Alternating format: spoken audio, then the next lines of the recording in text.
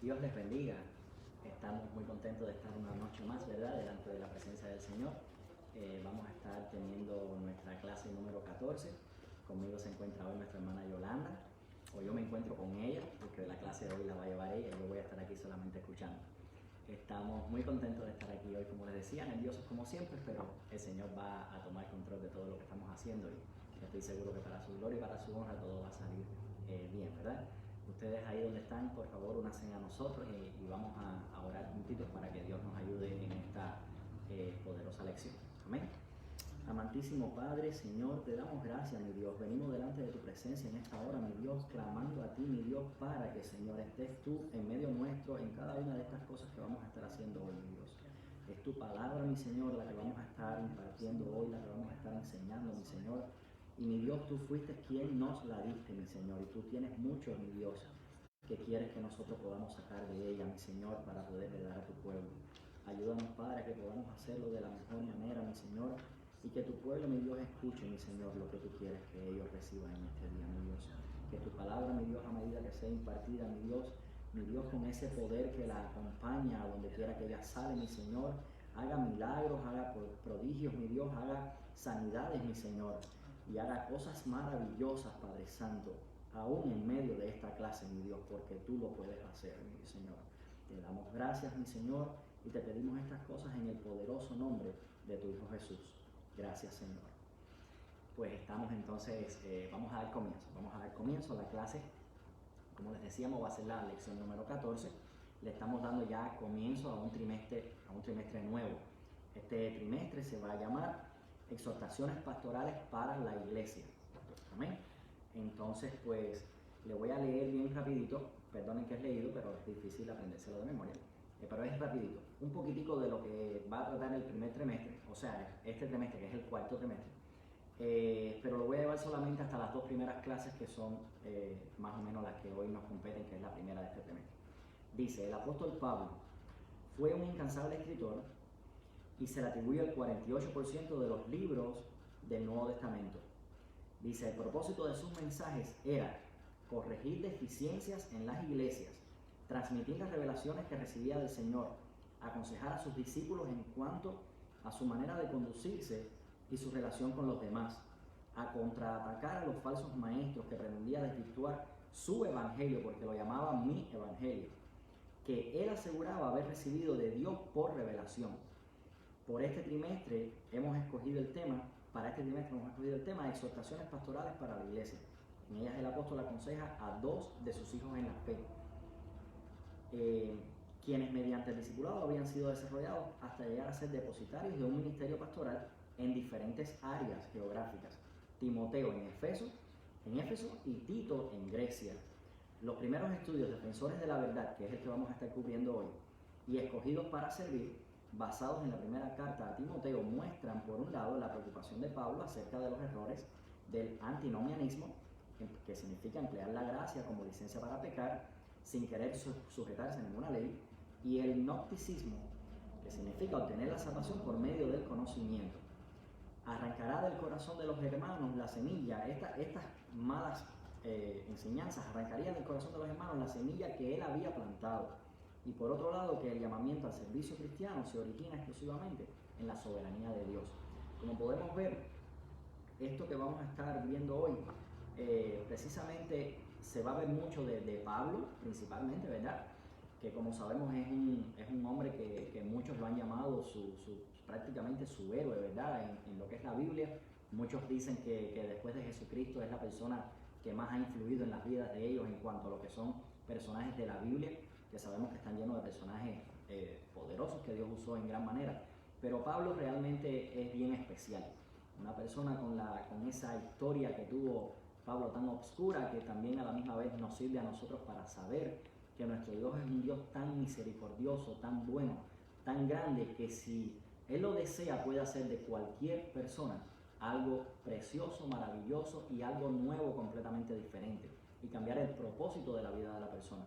Pablo, un seguidor de cristianos, perseguidor de cristianos, asesino de cristianos, por estar en error, Dios lo saca de ese error, Dios lo comisiona, eso lo vamos a estar viendo en la clase. Dios lo comisiona con un propósito, Dios lo separa para Él, Y Pablo hace una obra maravillosa, lleno del Espíritu Santo de Dios, poderosa la tarea que hizo él para la iglesia en estos primeros comienzos de la iglesia, que sabemos que fue un tiempo terrible, porque si hoy en día, ya 20 siglos ya después, todavía estamos luchando con tantas nuevas cosas que se levantan, con tantas malas prácticas, con tantas engaños del mismo enemigo que se levanta, porque el enemigo sigue siendo el mismo que estaba en este tiempo y lo sigue siendo hoy, y el enemigo siempre va a batallar en contra de la iglesia. Y Pablo, cuando estaba comenzando la iglesia, es cuando él se levanta, o el Señor lo levanta con ese ministerio tan poderoso que le dio.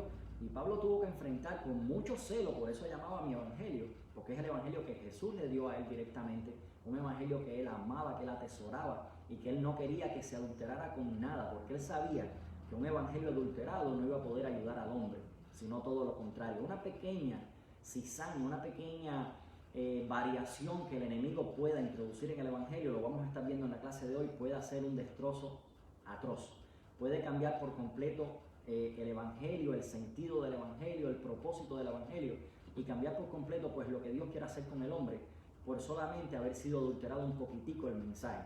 Y eso era lo que él con tanto celo cuidó, era lo que él estaba procurando en este comienzo de la iglesia, de que lo que el Señor le estaba brindando a él para que él enseñara, y que ya él había enseñado en muchos lugares, pues se mantuviera puro, que nadie pudiera añadirle nada, que nadie pudiera desviarle de lo que Dios quería realmente hacer, de lo que era realmente el evangelio. Un trabajo que todavía nos compete en el día de hoy, no importa los años que hayan pasado. Tenemos que saber pararnos en la brecha, tenemos que saber lo que es sana doctrina que proviene directamente de la palabra de Dios, si no se adultera, porque de la misma palabra de Dios salen falsas doctrinas si la gente lo usan de una manera equivocada, si la gente lo usan con propósitos equivocados, con ideas ya predeterminadas, y después quieren acomodar ciertos pasajes de la Biblia, sacándolo de contexto para hacer entonces fabricar herejías. Y ese es el cuidado que tenemos que tener. Y la clase de hoy precisamente nos va a hablar de eso, y creo que ya hablé todo lo que iba a hablar en esta clase. Ahora los dejo con la hermana Yolanda. Amén. Dios les bendiga, hermano. Gracias por estar ahí. Vamos a estudiar una tremenda lección en esta noche. Amén. Queremos darle un saludo de nuestro pastor, su esposa, el pastor Carlos Quintana y la hermana Débora Santiago.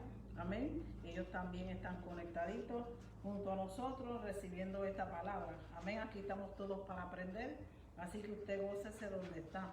Vamos a hablar de defensores de la verdad. Defensores de la verdad, cuando usted es un defensor, usted defiende o protege a alguien. ¿Qué vamos a defender? Nuestra verdad. Nuestra verdad es que creemos en un Cristo que murió y resucitó. Amén. Y hay muchas cosas en estos tiempos, como mencionaba el hermano Eric, que se ha cambiado esa doctrina ya no se cree ni en la muerte de cruz, ya no se cree, se han cambiado muchos conceptos, se predica que no hay un infierno, el evangelio quiere ser un evangelio liviano, pero nosotros hablamos de un Cristo que es justo, él hace juicio, a lo malo es malo y lo bueno es bueno. Eso no se puede cambiar, aunque en los tiempos que estamos viviendo todas esas cosas se están cambiando. Amén. Y vamos a ver en los objetivos, nos vamos a familiarizar con el contexto histórico de la primera carta de Pablo a Timoteo. Vamos a comprender la importancia de cuidar la sana doctrina. Si no cuidamos la sana doctrina, nos dañamos, estamos dañados. Lo que está dañado no funciona bien. Y vamos a decidir vivir según de acuerdo con las enseñanzas de la sana doctrina. Hay gente que pueden hablar bien, tienen mucha elocuencia, saben palabras, pero es palabra hueca y vana. Esto no es cuestión de saber la palabra, esto es cuestión de vivir esa palabra.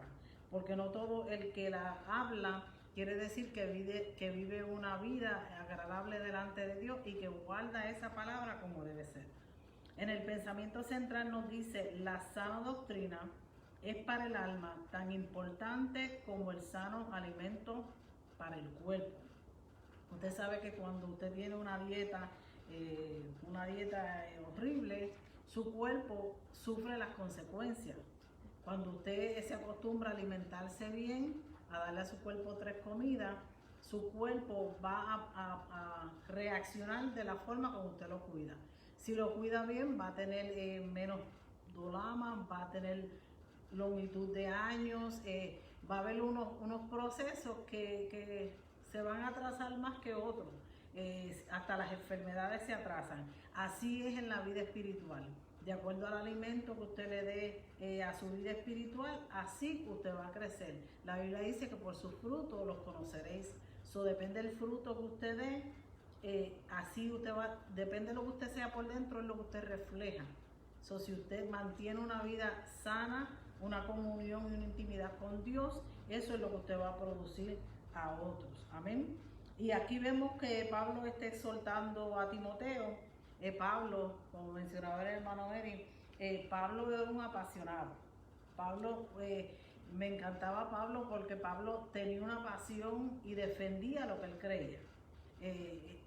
Vemos un Pablo agresivo, que no le tenía miedo a nada, que lo que tenía que hacer lo hacía, él no mandaba a nadie. Él le decían, tienes que acabar con estos cristianos, él iba allá, los buscaba, los sacaba de las casas, los mataba, hacía lo que tenía que hacer para defender una causa que para él era justa, porque eso era lo que él le había enseñado y eso era en lo que él se había aferrado.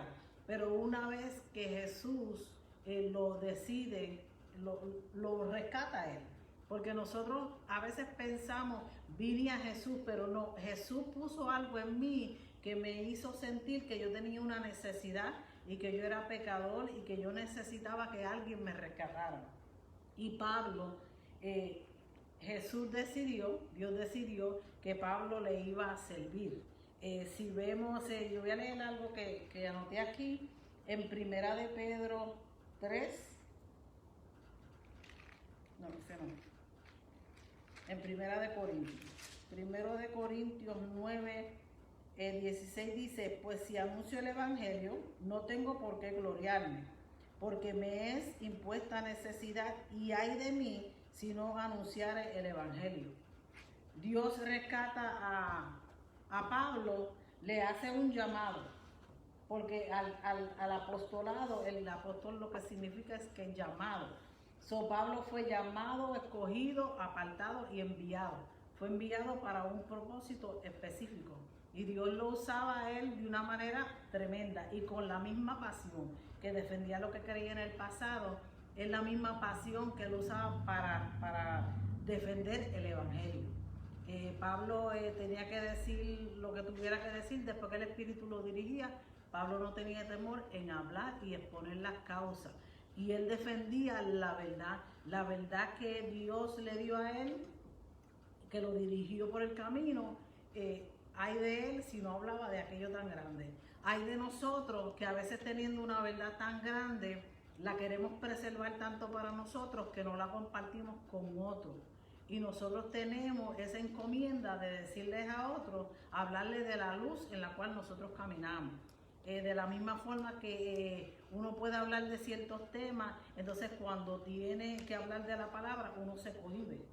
Pero la palabra, la verdad que es la palabra, nos da acceso a nosotros para poder defender cualquier punto, pero la Biblia dice que lo tenemos que hacer con mansedumbre. Si nosotros vamos a exponer una defensa de lo que nosotros creemos, yo creo que también lo marqué por aquí, con amor. En Primera de Pedro 3, el verso 15 dice, sino santificar a Dios el Señor en vuestros corazones y estar siempre preparados para presentar defensa con mansedumbre y reverencia ante todo el que os demande razón de la esperanza que hay en vosotros. Nosotros tenemos que estar preparados para presentar defensa, porque va a haber quien quiera cuestionar lo que nosotros creemos. Y en este tiempo que nosotros vivimos, que es un tiempo más secular, nosotros confiamos en Dios, pero nosotros tenemos que buscar llenarnos bien de la palabra, porque la gente vive en un afán de vida y antes el pastor te predicaba la palabra y como el pastor te la daba, tú la aceptabas. Ahora no. Ahora hay gente que tú le vas a hablar y te van a cuestionar todo. Tú tienes que presentar un plan de defensa que ellos puedan, que aunque a veces no lo acepten, pero esa palabra se va a quedar en su mente y en su conciencia, y en el tiempo, la Biblia dice que en el tiempo la palabra que ha sido enviada no vuelve atrás vacía, sino que hace el efecto a lo cual ha sido enviada. Nosotros tenemos que tener un plan, tenemos que estar revestidos, tenemos que leer la palabra, escudriñarla, asimilarla, nosotros alimentarnos de ella para poder usarla como plan de defensa a otros. Porque nosotros en el mundo actual en el que vivimos tenemos que saber defender nuestros valores que están siendo atacados, tenemos que saber defender quiénes somos en Cristo Jesús, por qué nosotros le servimos a Dios, cuál es nuestra fe, en qué nosotros creemos, en qué nosotros estamos parados. Si nosotros no tenemos una defensa de eso, entonces estamos en un peligro, porque nuestra defensa es este evangelio. Amén. Y voy a leer el primer verso. Amén. Dice 1 Timoteo 1, Pablo, apóstol de Jesucristo, por mandato de Dios nuestro Salvador y del Señor Jesucristo nuestra esperanza. A Timoteo, verdadero hijo en la fe, gracia, misericordia y paz de Dios nuestro Padre y de Cristo Jesús nuestro Señor. Pablo usaba un sello distintivo. Él decía quién lo había llamado. Siempre es como cuando usted da una carta como que se representa, yo pertenezco a tal iglesia, este es mi pastor, ya la gente sabe que está siendo respaldado. Así era Pablo. Pablo presentaba, lo primero que decía era apóstol de Jesucristo. Un apóstol que es llamado, no porque él eligió, no porque él lo deseó, porque en ningún momento él estaba deseoso a él lo cogieron, lo agarraron, a él decidieron, tú eres el que yo voy a usar, porque tú vas a aprender a sufrir por mi causa. ¿A ti te gusta hacer? Las pagó toditas. Sí, ahí las pagó todas. Todas que hizo, las pagó. Exacto. Y qué lindo es Dios y qué interesante que a veces Dios tiene encomienda específica a ciertas personas dependiendo del carácter, porque hay gente con ciertos caracteres que Dios usa en diferentes medios. Amén. Algunos son más reservados, otros son más agresivos. Dios tiene esas personas para diferentes áreas, y así era Pablo. Pablo no tomó iniciativa, sino que a Pablo lo fueron a buscar, lo apresaron. Amén. Y lo reclutaron siendo llamado como escogido. En ninguna de sus acciones vemos un Pablo que dijo, yo vine a Dios a servir, yo vine a hacer lo que tú quieras que yo haga. No, yo te escogí para que tú hicieras lo que tenías que hacer. Amén. Y se le apareció y lo constituyó como un misionero. En la misma forma que Dios hubieron 12 apóstoles que fueron comisionados para andar con Él, para estar con Jesús, para compartir con Él, esas cosas tenía que compartir Pablo también. Ahora, la comisión de Pablo, además de provenir de nuestro Señor Jesucristo, era un mandato de Dios, era un mandato de nuestra Salvador. Esta expresión la utiliza en 2 más de sus cartas.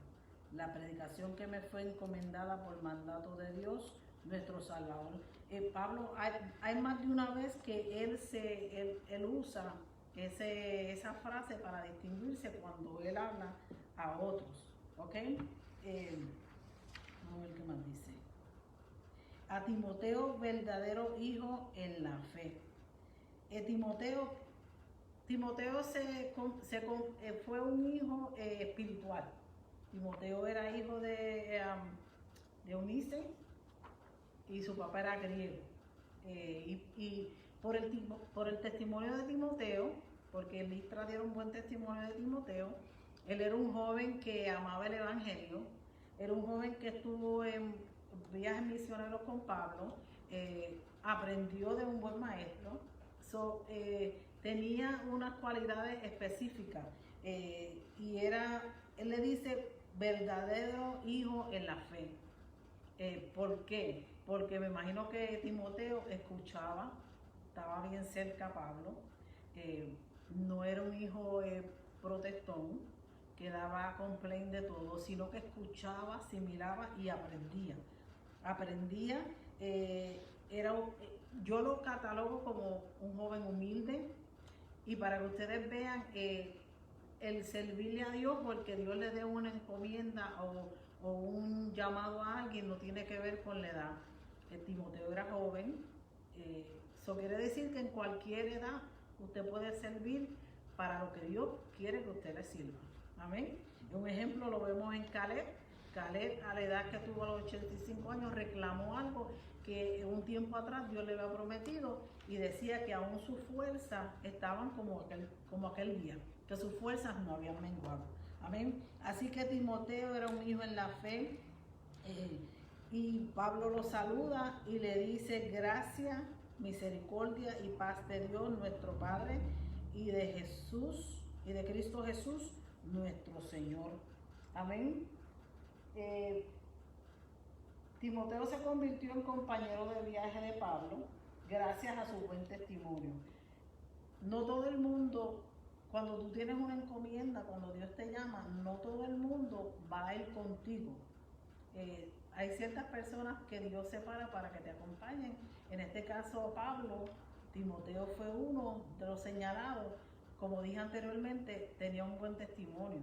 El testimonio, usted no fuerza o no fuerza el testimonio suyo. El testimonio es algo que la gente ve en usted. Depende de sus acciones, depende de cómo usted sea, el testimonio usted lo refleja.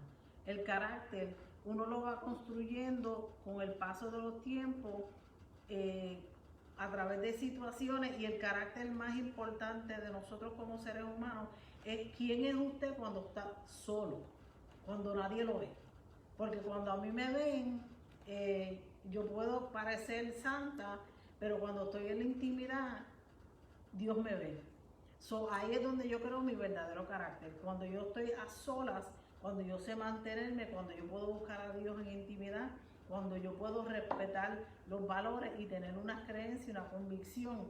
Si me dice la palabra algo que está mal y yo lo hago, que alguien me vea, pero cuando estoy sola, desafío la palabra o no lo obedezco, no me vale de nada. No me está ayudando en nada. Mi carácter, quien yo soy, se refleja en mi carácter. Y mi carácter controla mis acciones. Porque a veces tú puedes aparentar algo por determinado momento, pero va a haber un momento en el que vas a cometer un error y la gente se va a dar cuenta de quién eres. Así que nosotros, para defender una palabra tan poderosa como esta, una verdad de este evangelio, para defender estas verdades, nosotros tenemos que mantener nuestro carácter y tener buen testimonio. Amén.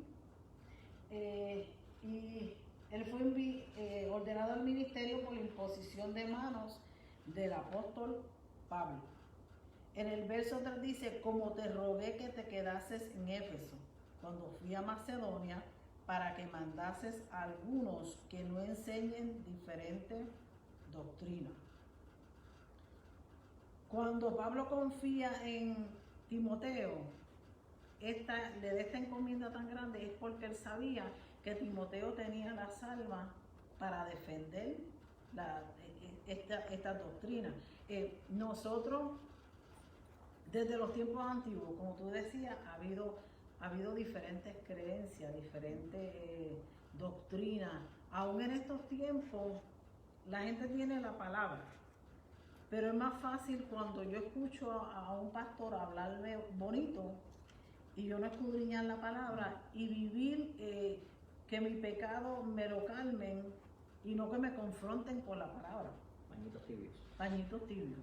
Eso se hace, y eso es muy, en estos tiempos en los cuales vivimos, eso es lo que se está viviendo actualmente. La gente prefiere escuchar una palabra que le aliviane la conciencia que una palabra que los confronte, porque la Biblia dice que cuando tú hablas la palabra, estoy parafraseando, tú cubres multitud de pecados y la gente hay que sacarlas del error. Cuando nosotros defendemos esta palabra, nosotros tratamos de sacar esas vidas del error en las cuales están. amén, para que no se pierdan, porque esa es la defensa que nosotros tenemos, amén. Pero nosotros no podemos pretender hablar una palabra para concientizar la conciencia, sino para que usted sea confrontado, para que usted venga a la verdad de Cristo. Porque en los tiempos que vivimos son tiempos difíciles, son tiempos demasiado difíciles, ya Cristo está a las puertas y ya nosotros tenemos que prepararnos, porque en un abrir y cerrar de ojos nos vamos. Y no solamente es que Cristo venga, es que el momento en que Dios decida que es su último día en la tierra, ese día ya Cristo vino para usted. Ya no hay vuelta atrás. Y de la iglesia que del árbol que caemos, del lado que caemos, así nos quedamos, porque el que muere no sabe, no tiene noción de nada. Pero qué bueno que el que muera en Cristo, y me salió un poquito pero el que muere en Cristo ya está asegurado. Y nosotros queremos que nuestra familia, nuestras amistades entiendan esta palabra. Nosotros defendemos una verdad porque esa verdad a nosotros nos hizo libres. Esa verdad a nosotros nos vino a confrontar, vino a chocar con nosotros. Porque si hubiese sido por nosotros, tampoco estuviéramos sirviendo al Señor. Porque hubiésemos sido como Pablo. Pero Dios en su misericordia nos miró con amor y misericordia y decidió rescatarnos y restaurarnos de donde estábamos.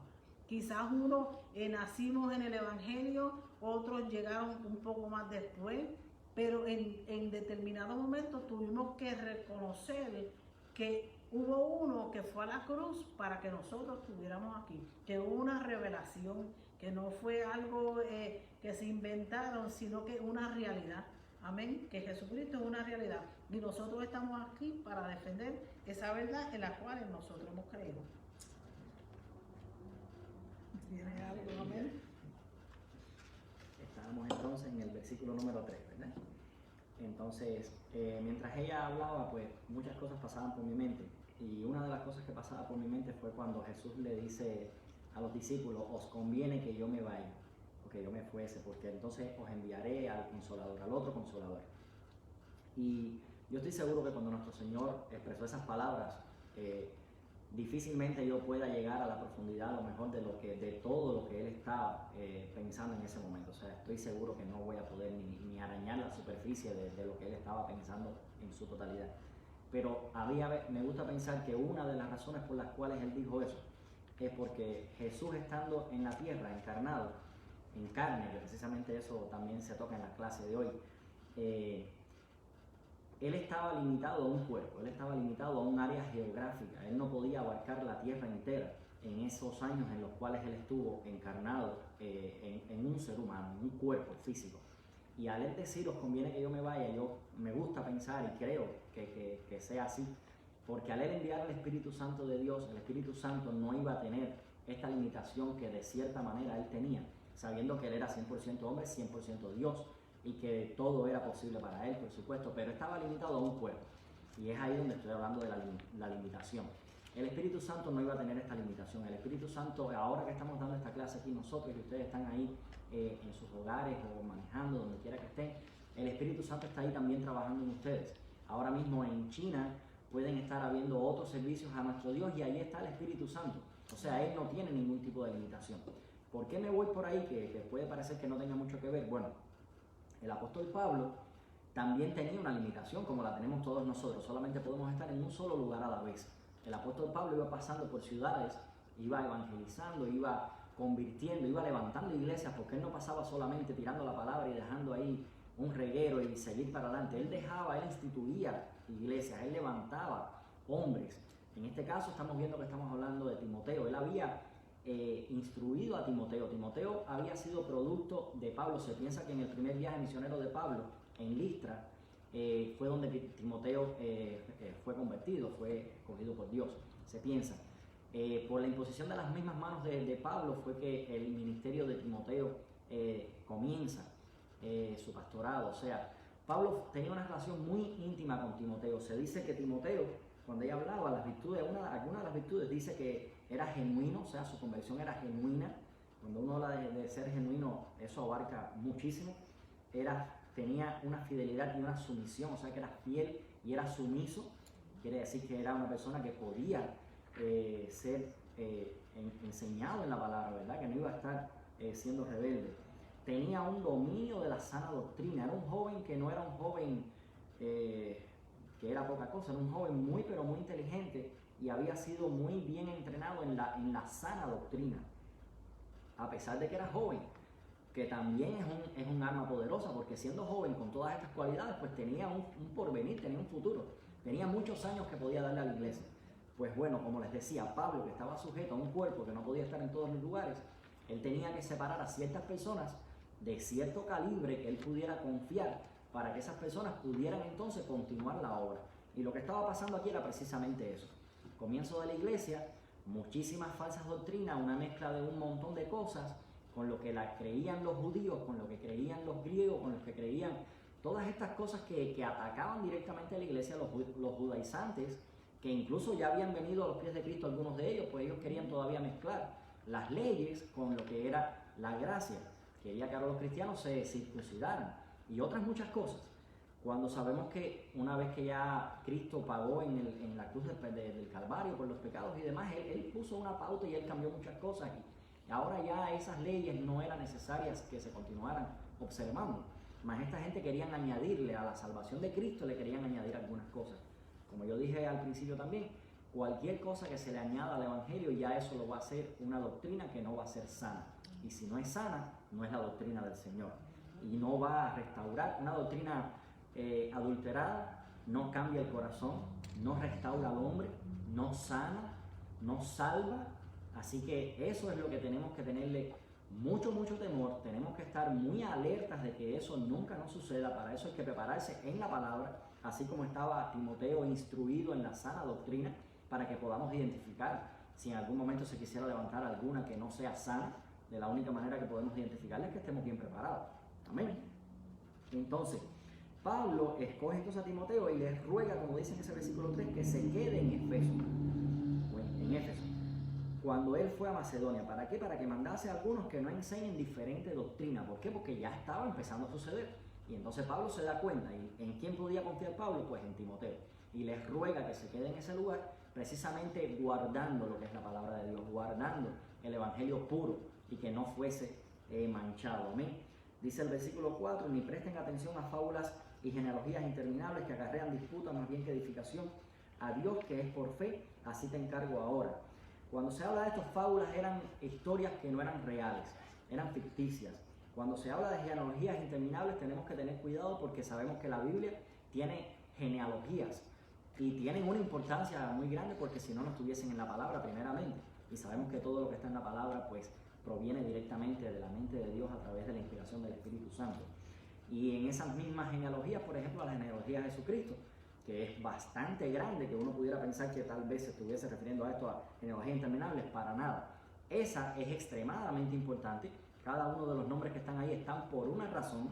Se mencionan personas que eran no lo que nosotros a lo mejor hubiéramos pensado con nuestra mente física, que hubieran sido los escogidos para haber sido del linaje de Jesucristo, de donde Cristo iba a venir. Y sin embargo, mostrando lo que es la misericordia de Jesús, de Dios, Dios muestra su misericordia, escogiendo personas que nosotros hubiéramos pensado que no hubieran sido dignos de ser del linaje de Jesucristo.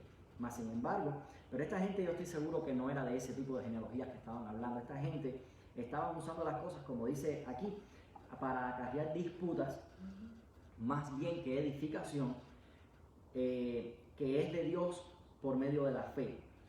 Entonces, esta gente lo que estaban usando estas cosas era para discutir, estaban usando las cosas que no edificaban, que lo que estaban trayendo era más disensión, más división, iban a terminar destruyendo la iglesia, es lo que simplemente iba a suceder si no le ponían un stop a eso, si no le ponían un detente ahora mismo, porque si continúa se destruye esto.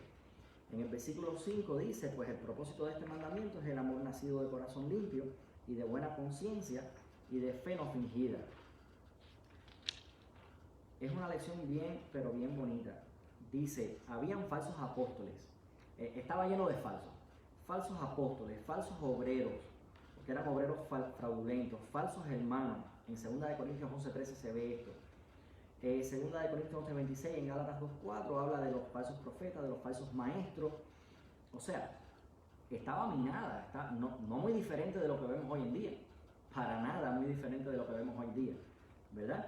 Es por eso que tenemos que pararnos en la brecha, tenemos que realmente, la palabra es importante y como decía ahí ahorita, no es solamente escucharla de boca de nuestro pastor, nosotros tenemos que hacer nuestra parte. Nuestro pastor, con todo respeto, y sabemos que lo amamos, un trabajo maravilloso que hace y con un gran amor, pero es un ser humano. En un momento determinado puede equivocarse en algo. Y si nosotros estamos atentos, estamos alertas, estamos bien parados en la palabra, podemos ayudarlo a él o a cualquier persona, ¿verdad? Nosotros mismos. Y podemos sacarnos del error si estamos bien preparados. ¿Cómo? Con amor, como decía este versículo también ahora. Con amor, siempre con mucho cuidado, porque el propósito de nosotros no es amonestar a nuestros hermanos y que después se pierdan y que se vayan heridos por ahí y no regresen. Ese no es el propósito de nuestro Señor. Pablo establece que el verdadero evangelio logra limpiar el corazón para que de él brote amor. Hay una conciencia limpia, una fe que no tiene fingimiento. Las herejías, que era lo que decía ahorita, no limpian el corazón. Producen golgorio, excitación, pero no cambian las vidas. Tampoco limpian las conciencias. O sea, ponen a la gente bien eufóricos, pero realmente cuando salen por esas puertas para afuera, están peor que como habían entrado. No hay ningún tipo de cambio. Eso es lo que produce la doctrina que no es sana, la doctrina que fue adulterada. Hay una relación muy estrecha, dice, entre la creencia y la conducta. Ahorita hablaba nuestra hermana ya de eso, ¿verdad? O sea que es importante tener mucho cuidado, es importante entender por qué Pablo hacía estas cosas, por qué se escogió a alguien como Timoteo en las clases que vienen, alguien como Tito, personas que cumplían con unos requisitos, seres humanos. Es lo otro lindo que es importante que entendamos. Nosotros no estamos en la Biblia, escritos en la Biblia, pero nosotros todavía estamos haciendo historia. El Señor nos escogió. La salvación, como ya ella también tocó, y Pablo aquí lo dice en muchas ocasiones, fuimos escogidos nosotros. Nosotros no escogimos a Dios. Nosotros, dice él, que Él nos amó primero a nosotros, no nosotros a Él. Él nos separó desde el vientre de nuestra madre. Él nos separó desde antes de la formación del mundo. Él nos separó desde antes. O sea, nosotros simplemente lo que hicimos fue cumplir con algo que ya Él había predeterminado anteriormente. ¿Tenemos nosotros libre albedrío? Sí lo tenemos. Pero el Señor, cuando Él ala con esas cuerdas de amor, no hay nadie que se pueda resistir. Y no hay ni un solo ser humano que haya venido a sus pies que no haya sido que Él no lo haya llamado. Si Dios no te llama con esas cuerdas de amor, no vas a venir, vas a ser rebelde, vas a ser fuerte. Pero si sientes que en este día te están hablando, precisamente es Dios. No soy yo, no es la hermana, es Dios a través de su palabra te está diciendo: te amo, yo quiero que vengas a mí, yo quiero que vengas a mí. No pelees más y ven a mí, que tengo mucho para poder darte. Amén. Versículos 6, 7, 9, 10 y 11, la hermana. Algo que me llamó la atención de un comentario aquí en el expositor bíblico fue del teólogo norteamericano Richard Newman. Él dice que en las iglesias ahora lo que se predica es un Dios sin ira, que introduce a hombres sin pecado en un reino sin juicio mediante la administración de un Cristo sin cruz. Wow. Un Dios sin ira, cuando la Biblia dice que Dios se airó contra el pueblo, aun cuando en el templo, cuando él entró y vio que estaban vendiendo, él se airó, tiró las mesas, dijo que la casa de oración la habían convertido en cueva de ladrones. Eso Dios sí se airó. Introducen a hombres sin pecado, por eso mismo, porque nosotros queremos calmarle la conciencia a la gente y no confrontarlo, porque es mejor tenerlos de nuestro lado y tenerlos contentos que a que la gente se moleste. Pero el efecto de la palabra ocasiona dos cosas: o hace que el pecador se torne, o el pecador se molesta contigo, porque el hombre animal, como dice la Biblia, no sé si en otras versiones lo dice diferente, pero la Biblia dice: el hombre animal no percibe las cosas de Dios porque le son locura. El hombre carnal, el hombre que no está en Dios, no puede haber, dentro de nosotros no puede haber dos cosas. No puede estar el espíritu y no puede estar gobernando Satanás. Nosotros no podemos servir a dos señores, nosotros servimos a un solo Señor, porque no podemos dar de dos aguas, no puede producir, una fuente no puede producir dos aguas. Y así somos nosotros. Cuando nos habla de, aquí algo que me llamó la atención es que el apóstol Pablo se sorprendió cómo hay gente que se pueden ser influenciados fácilmente, por lo menos yo considero, por lo menos mi persona. Hay gente que yo no quisiera, y no voy a referirme a nadie en particular de sectas o cosas así, no me gustaría escucharlo continuamente porque yo no sé en qué momento yo voy a sentirme vulnerable o no voy a estar en menos de 30 y lo que me diga esa persona me va a desenfocar de lo que yo he creído en la palabra. O sea, yo tengo que tener cuidado que yo escucho. Yo tengo que tener cuidado. Yo no considero que nosotros debemos leer, hay libros que nosotros no deberíamos leer. Nosotros tenemos que ser selectivos con los libros que nosotros leemos. Tenemos que ser selectivos con los escritores.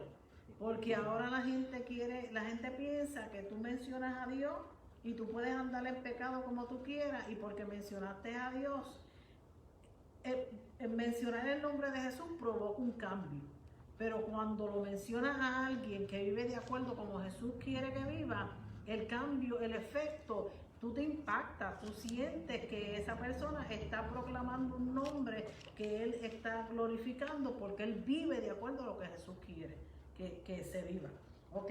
Entonces, cuando el ser humano se va alejando de la verdad, que acepta algo contrario, algo que ha sido revelado por Dios, las enseñanzas contrarias lo que hacen es que traen perturbación. Si tú has conocido a alguien que ha estado en el Evangelio y de momento ha cambiado lo que creyó, tú te das cuenta que lo que habla como que no tiene sentido, como que perdió, y a veces suenan hasta incoherentes. Porque lamentablemente yo conocí una esposa de un pastor que después que estuvo en el Evangelio se apartó a una secta y hablaban de una forma que yo decía, Dios mío, pero ese es el cuidado que nosotros tenemos que tener. La Biblia dice que el que crea estar firme, mire que no caiga. Nosotros somos humanos y podemos flaquear en cualquier momento, pero tenemos que tener cuidado a quien nosotros le prestamos oído. Porque hay gente que tiene un hablar sutil, que si usted no está firme en la palabra, lo pueden convencer y lo pueden hasta hacer que usted caiga en un error. Y nosotros no podemos estar prestándole el oído a todo el que venga a decirnos una palabra diferente. Hay muchos intérpretes de la Biblia, pero aquel que está de acuerdo al propósito de Dios es el que le da un verdadero sentido a lo que la palabra quiere decir. Si usted tiene que cambiar la verdad de esta palabra y cambiarla a su manera, usted no está haciendo el propósito de Dios. Y la Biblia dice, hay del que le añade o le quite esta palabra. Amén. Pablo les exhorta, según Gálatas 1, dice, si aún nosotros o un ángel del cielo anunciare un evangelio diferente del que hemos anunciado, sea llamado anatema. ¿Cómo será ver un ángel del cielo que se te presente? Yo me imagino que ver un ángel, cualquiera se queda anonadado, pero él dice, si un ángel viene con un diferente mensaje, no lo escuchemos. Por eso usted tiene que estar firme y tiene que conocer la palabra. Y nosotros, la iglesia, lamentablemente carecemos muchas veces de escudriñar esta palabra. No es leerla, es escudriñarla, es atesorarla, es sacar lo mejor de esta palabra, porque esta es nuestra defensa en todo el sentido de la palabra. En el tiempo difícil, esta palabra es la que viene a nuestra mente y la que Dios nos conforta, la que Dios nos anima, en la que nosotros encontramos refugio, porque hay momentos en la vida de nosotros como cristianos que sentimos que si nos sentimos solos, esa palabra viene a nuestra mente y nos dice, no estás solo, yo estoy contigo hasta el fin del mundo. Y yo, aunque me fui, yo voy a dejar un consolador, porque Jesús en ningún momento nos dejó solos.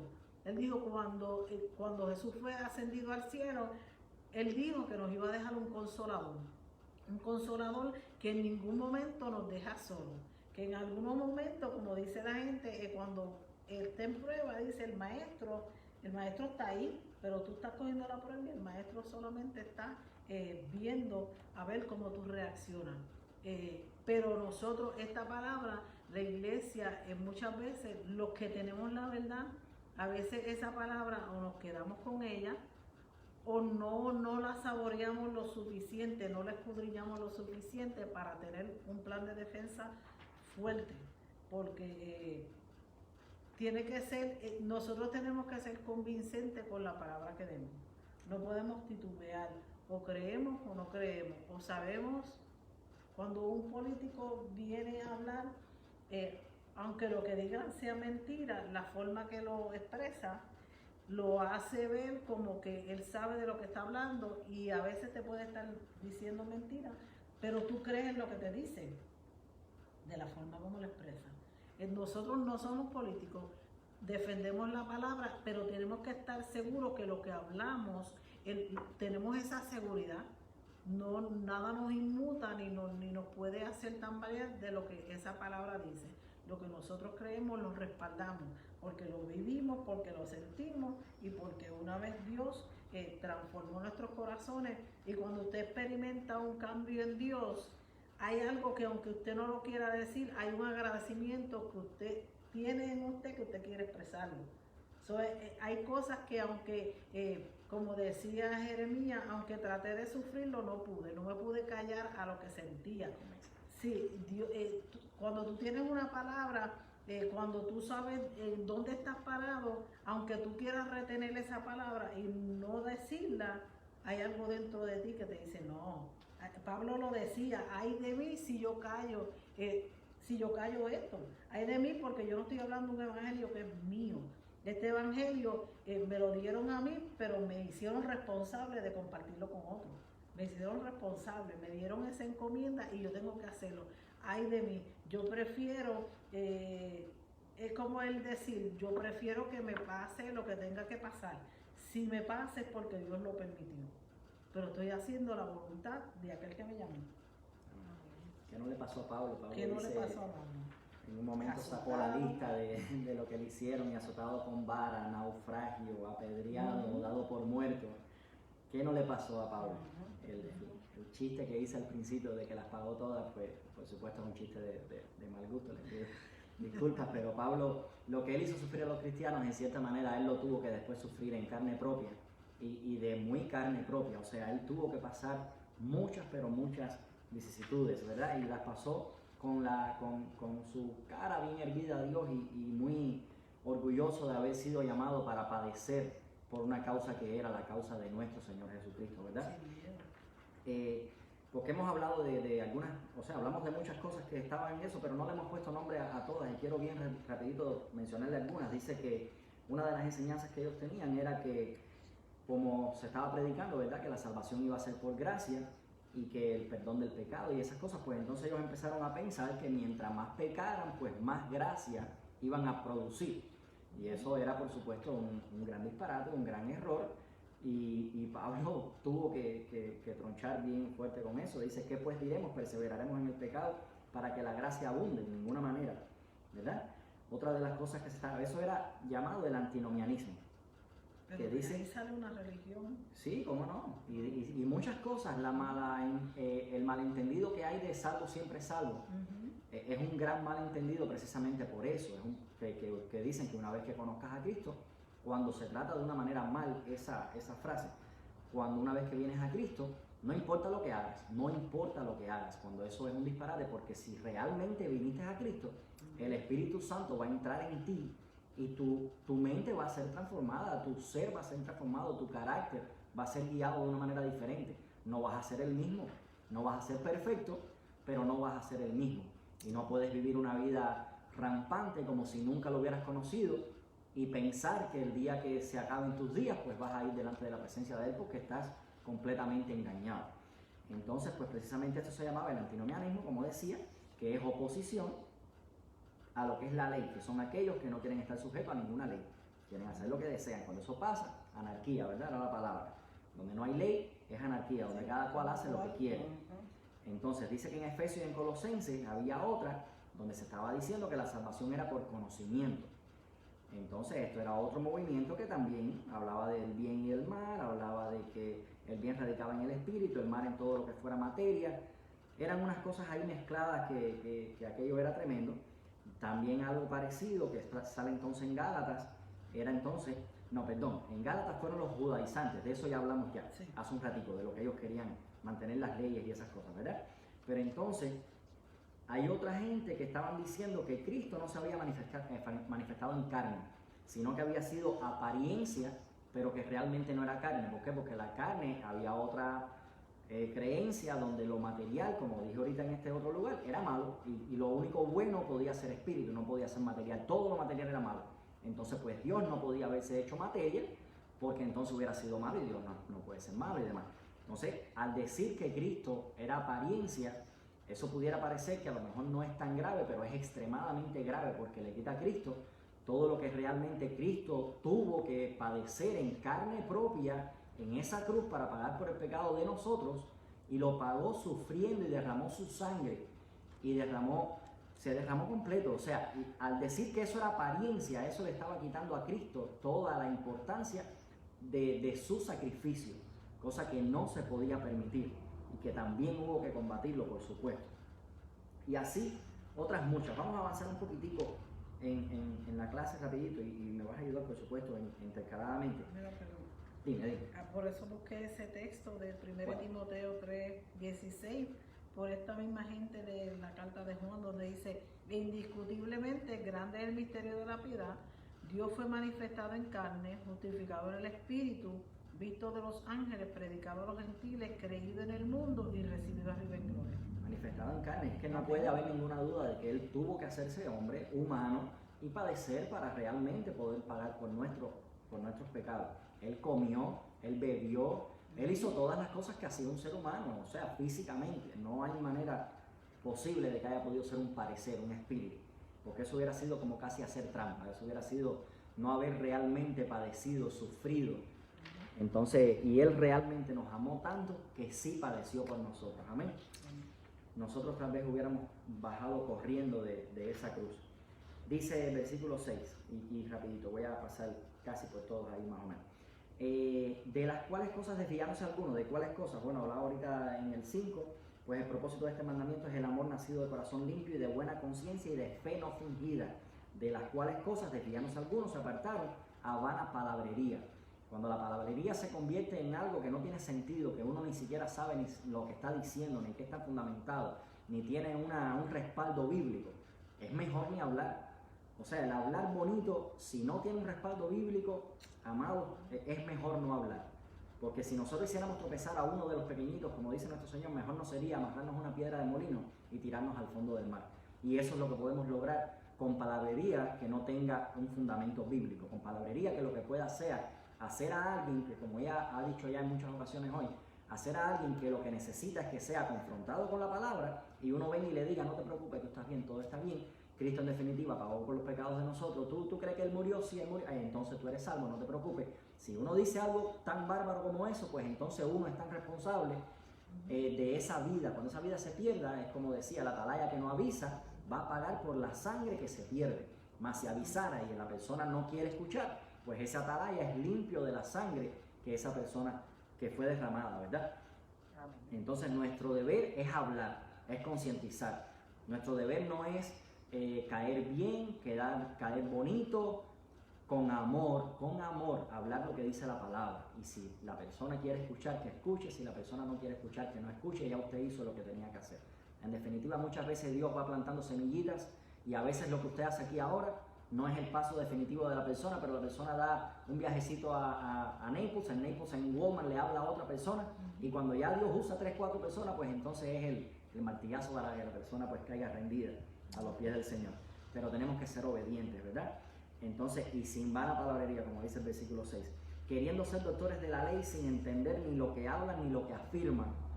Quieren hablar tan bonito y con tantas, y al final no saben ni lo que están hablando. ¿Por qué? Porque de un versículo sacaron una tremenda historia, una tremenda secta, una tremenda doctrina, y entonces no se ocuparon de ver realmente cuál era el contexto, de qué se trataba ese versículo, a qué se estaba hablando, si era solamente para Israel, si era para nosotros también, si era algo que se podía tomar, porque no, muchísimas cosas que eran para el pueblo de Israel también lo son para nosotros.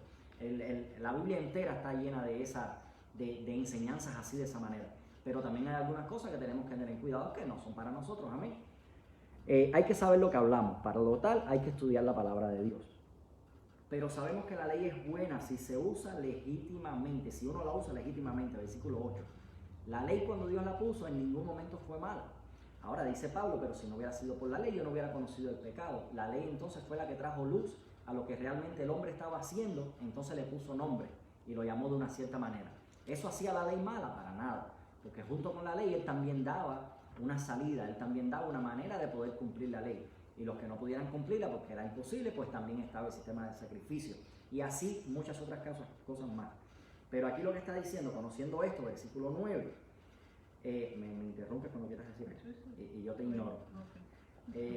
Conociendo esto, dice el 9, que la ley no fue dada para el justo, sino para los transgresores y desobedientes, para los impíos, pecadores, para los irreverentes y profanos, para los parricidas y matricidas, para los homicidas. Aquí él menciona una lista de 14 cosas malas para los cuales él está diciendo que la ley fue para eso que se hizo, que el que hace el bien no tiene que temer la ley.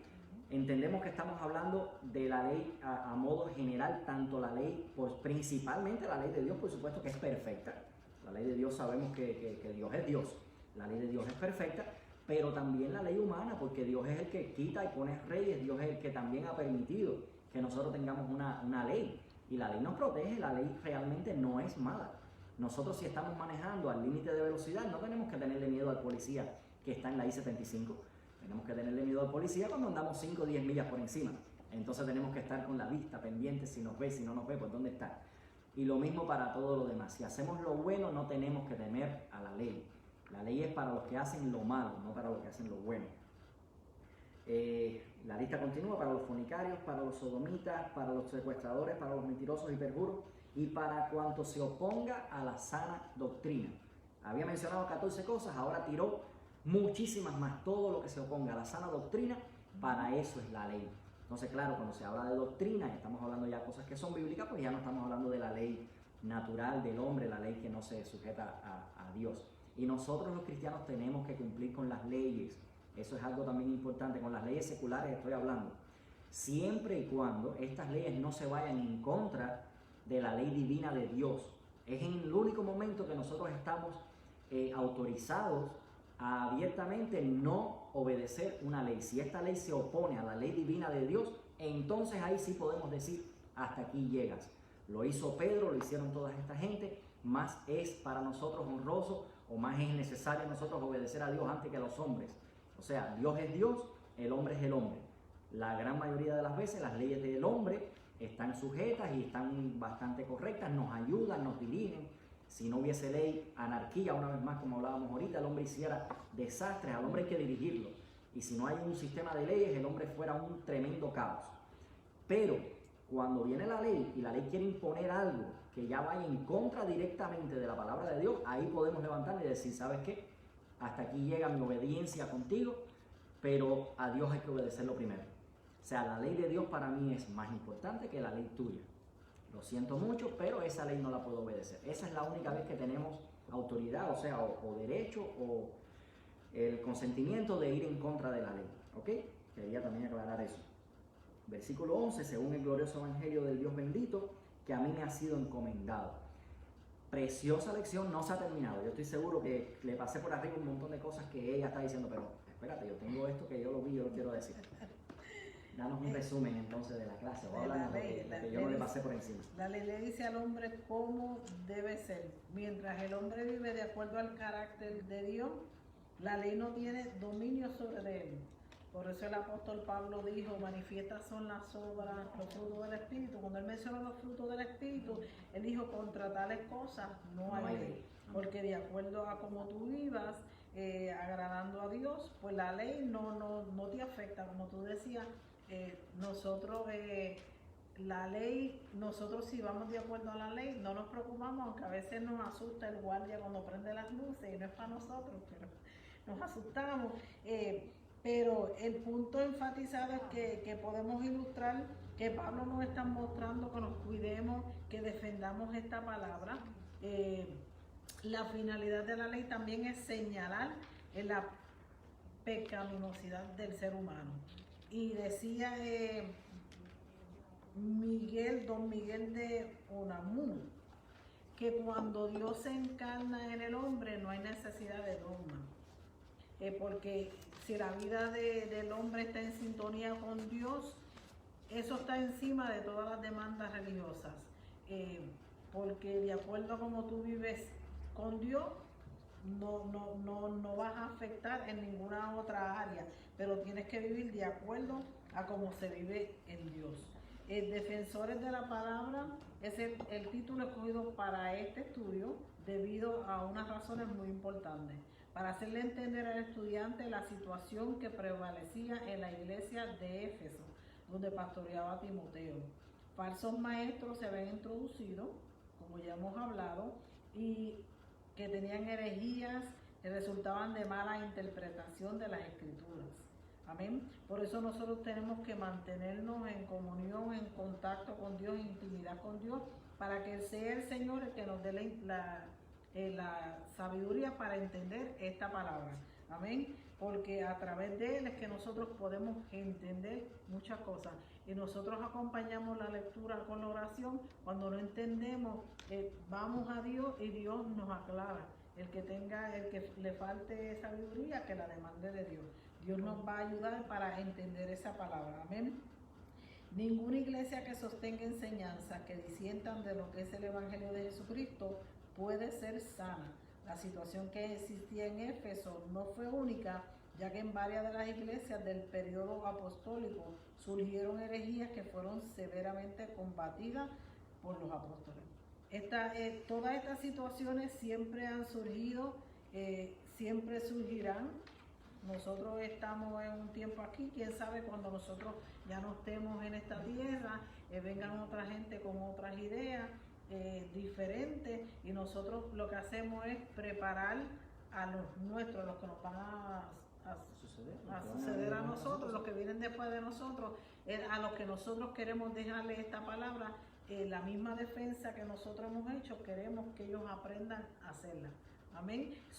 En todo tiempo seamos defensores de la palabra, de esa palabra que está escrita y que fue dada a nosotros. El apóstol Pablo en sus escritos nos da unas correcciones y unas enseñanzas muy claras. Nosotros vamos a defender esta palabra como hasta ahora lo hemos hecho. ¿Y cómo vamos a implementar lo que hemos aprendido en el día de hoy? Pues estudiando concienzudamente la palabra de Dios, escudriñando las escrituras, leyendo libros de doctrinas y comentarios bíblicos que expliquen el contenido de la palabra de Dios y amonestando con amor y firmeza a quienes han caído en el error, con amor y con firmeza. Porque si hacemos esto sin amor, de nada nos vale. Amén. Y Pablo le decía a Timoteo, ten cuidado de ti mismo. Cuídate de ti mismo, la sana doctrina. De nosotros mismos, mantener esa sana doctrina. Amén. Porque el oído es muy importante cuidar. Pues amados, hasta aquí nuestra clase, espero que haya sido de edificación para ustedes. Ahora nuestra hermana Yolanda pues va a estar orando por las peticiones, ¿verdad? Y damos gracias a todos los que han estado con nosotros en el día de hoy, que no nos han dejado solitos aquí dándonos la clase el uno al otro, sino que nos han acompañado. Le damos muchísimas gracias, les amamos. Amén. En esta noche se pide la oración por sanidad por Verónica Rivera, oración por fortaleza por la hermana María Rivera, oración por la hermana Emily Torres, por recuperación. La congregación saluda a los maestros y a los pastores. Nuestros pastores saludan a la congregación y a todos los que se conectaron. Y la hermana Gloria Flores envía saludos. Amén. Todos esos saludos son apreciados. Vamos a orar por cada uno de estos hermanos. Amén. Y a orar. Dios tiene el control de todas las cosas. Amén. Le pedimos a Dios esperamos en Dios que esta palabra que en esta noche se ha hablado pues haya sido de edificación como lo fue para nosotros. Amén. Así que oramos. Padre amado, te damos gracias en esta hora, Señor Jesús. Te pedimos por cada uno de nuestros hermanos que se han podido conectar para recibir esta palabra. Te damos gloria y honra. Bendecimos, oh Dios mío amado, cada uno de ellos, oh Jesús. Te pedimos por la hermana Emily, la hermana María, la hermana Verónica. Oh Padre Santo, para que tú seas el que te glorifiques en su gloria de una manera especial. Gracias por nuestros pastores, bendice a la hermana Gloria, oh Señor amado. Oh Dios mío, gracias por esta oportunidad, por este privilegio que nos concediste en esta hora. Oh Señor amado, para llevar esta palabra, Señor amado. Y gracias porque a través de ella tú nos has Señor, gracias. Todo te lo pedimos en el nombre de tu amado Jesús. Amén. Amén.